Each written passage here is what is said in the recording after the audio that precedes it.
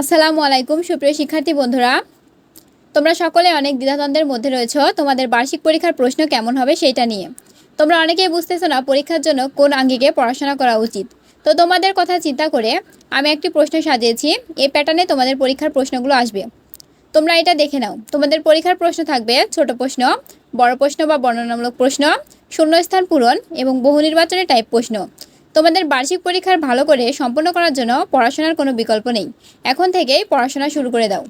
তোমরা এই প্রশ্নের প্যাটার্নগুলো মাথায় রেখে প্রিপারেশন নিতে থাকো এবং অন্যান্য বিষয়ের ওপর নমুনা প্রশ্ন পেতে অবশ্যই কমেন্টস করে জানাতে পারো। তো চলো এবার প্রশ্নটি দেখি। বার্ষিক পরীক্ষা মূল্যায়ন 2024, শ্রেণী নবম, বিষয় ইসলাম শিক্ষা। নমুনা প্রশ্নের ধরন 1, তৃতীয় অধ্যায়। এই নমুনা প্রশ্নটি করা হয়েছে তোমাদের বই থেকে, তৃতীয় অধ্যায় থেকে। এরপর রয়েছে, আমরা প্রথমে তৈরি করেছি সংক্ষিপ্ত প্রশ্ন। সংক্ষিপ্ত প্রশ্নের 1 নম্বরে হচ্ছে ওহী কাকে বলে, কত প্রকার ও কি কি। এই প্রশ্নের উত্তরটি তোমরা তোমাদের বই থেকেই পেয়ে যাবে। 2 নম্বরে হচ্ছে প্রচ্ছন্ন ওহী কাকে বলে। এরপরে 3 নম্বর সংক্ষিপ্ত প্রশ্নটি হচ্ছে আলাক অর্থ কি। 4 নম্বর হচ্ছে তাসবিদ কি। 5 নম্বরটা হচ্ছে মাখরাজ কাকে বলে। 6 নম্বর কলকলা কাকে বলে। এগুলো সব সংক্ষিপ্ত প্রশ্ন। 7 নম্বর ওয়াজিব গুন্না কাকে বলে। 8 নম্বর হচ্ছে সূরা আল ফিল নামকরণের কারণ লেখো। 9 নম্বর হচ্ছে ঈদগাম কাকে বলে। 10 নম্বর প্রশ্নটি হচ্ছে সংক্ষেপে ওহীর গুরুত্ব লেখো। তাহলে এই প্রশ্নগুলো তোমাদের ইসলাম শিক্ষা বইয়ের 3য় অধ্যায় থেকে করা হয়েছে। তোমরা যদি 3য় অধ্যায়টি খুব সুন্দরভাবে পড়ো তাহলে অবশ্যই সব প্রশ্নের উত্তরগুলো পেয়ে যাবে। এরপরে আমরা দেখব বর্ণনামূলক প্রশ্ন। 1 নম্বর হচ্ছে মহানবী সাল্লাল্লাহু আলাইহি সাল্লামের ওপর ওহী নাজিল পদ্ধতিতে ব্যাখ্যা করো। 2 নম্বরের প্রশ্নটি হচ্ছে আল কুরআন পৃথিবীর সর্বশ্রেষ্ঠ গ্রন্থ ব্যাখ্যা করো। 3 নম্বর হচ্ছে সকল জ্ঞানের উৎস আল কুরআনের ব্যাখ্যা করো। 4 নম্বর হচ্ছে গুনহা কি, গুনহা কত প্রকার ও কি কি ব্যাখ্যা করো। 5 নম্বর হচ্ছে আপনি কুরআন আবৃত্তি করুন ধীরে ধীরে ও সুস্পষ্টভাবে, আয়াতটি ব্যাখ্যা করো।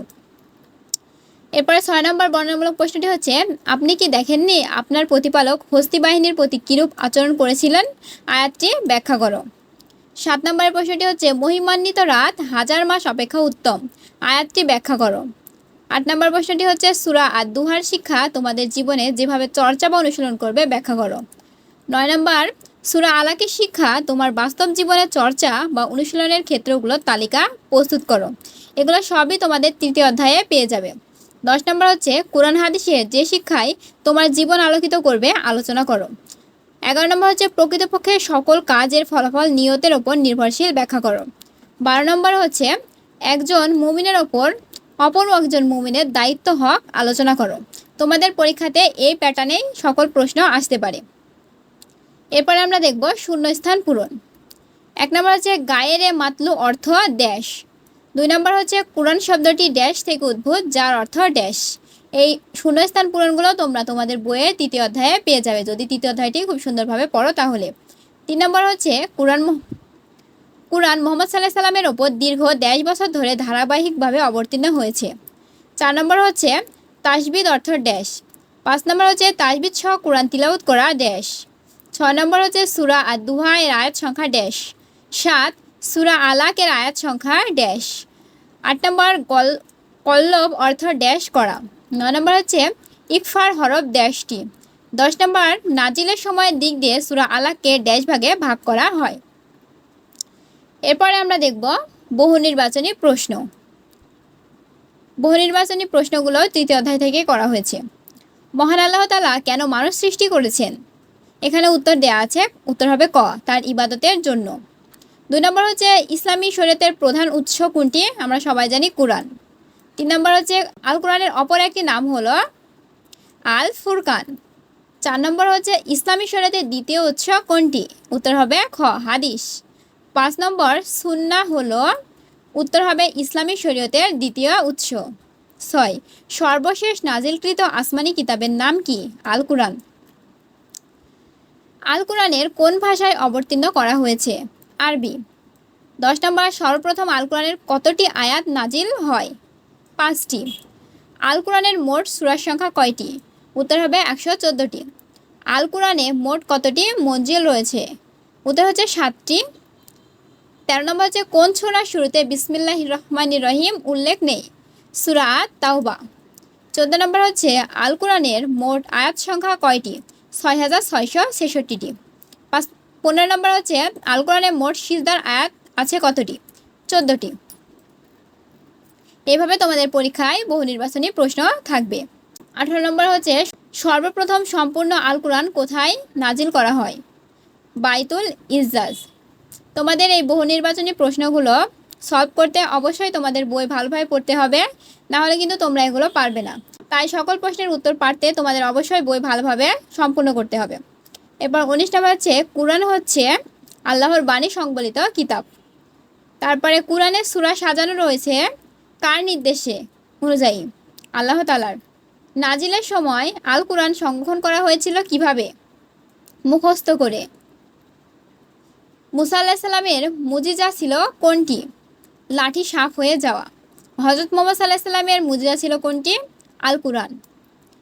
33 নম্বর হচ্ছে সূরা ঈসা আলাইহিস সালাম মুজিজা ছিল মৃতদের আল্লাহর হুকুমে জীবিত করা। 34 নম্বর হচ্ছে আল কোরআনের প্রথম নির্দেশ কি? পড়ো তোমার প্রভুর নামে। ওহী কোন ভাষার শব্দ? আরবি। ওহী শব্দের অর্থ কি? ওহী শব্দের অর্থ হচ্ছে গোপনে কোনো কিছু জানিয়ে দেওয়া। ওহী কত প্রকার?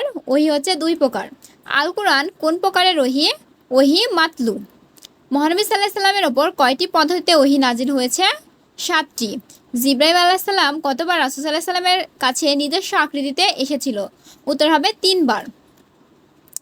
আল কোরআনের মুজিজা প্রমাণিত হয় নিচের কোনটি দ্বারা? ভবিষ্যৎ ও অতীতের গায়েবী বিষয়ের খবর দ্বারা। কোরআনের অনুরূপ কিতাব রচনার চ্যালেঞ্জ দিয়েছে আল্লাহ তাআলা মানুষ ও জিনকে। মুসলিম জাতি আজ লাঞ্ছিত অপমানিত কেন? কোরআন ত্যাগ করার কারণে। সর্বশেষ ও সর্বশ্রেষ্ঠ নবী কে ছিলেন? হযরত মুহাম্মদ সাল্লাল্লাহু আলাইহি সাল্লাম।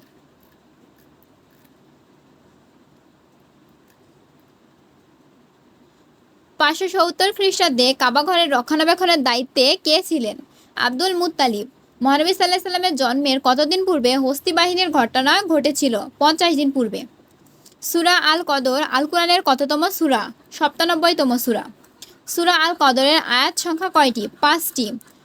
কোন রাতের ইবাদত হাজার মাসের ইবাদতের চেয়ে উত্তম? শবে কদরের। সূরা আদ-দুহায় আল্লাহ নির্দেশ দিয়েছেন ইয়াতীমদের প্রতি কঠোর না হতে। সূরা আদ-দুহা থেকে শিক্ষা লাভ করা যায় আল্লাহর প্রিয় বান্দাদের কখনো পরিত্যাগ করেন না। সূরা আল আলাক আল কোরআনের কততম সূরা? 96তম। সূরা আল আলাকের আয়াত সংখ্যা হচ্ছে 19টি। কত বছর বয়সে রাসূল সাল্লাল্লাহু আলাইহি সাল্লাম নবুয়ত প্রাপ্ত হন? 40 বছর বয়সে। নাজিলের সময় দিক দিয়ে সূরা আলাক কয় ভাগে বিভক্ত? 2 ভাগে। আশা করি তোমরা বুঝতে পেরেছো তোমাদের বার্ষিক পরীক্ষা মূল্যায়ন 2024-এ কীভাবে প্রশ্নের প্যাটার্ন হবে। এই প্রশ্নের প্যাটার্নে থাকবে সংক্ষিপ্ত প্রশ্ন, তারপরে বর্ণনামূলক প্রশ্ন এবং শূন্যস্থান পূরণ এবং বহু নির্বাচনী প্রশ্ন। তো তোমাদের এই প্রশ্নের উত্তর পারতে হলে অবশ্যই তোমাদের বই ভালোভাবে পড়তে হবে। তো তোমাদের বই ভালোভাবে পড়ার কোনো বিকল্প নেই। তো এখনও যারা পড়াশোনা শুরু করেনি তারা অবশ্যই পড়াশোনা শুরু করে দাও। ওকে, ধন্যবাদ।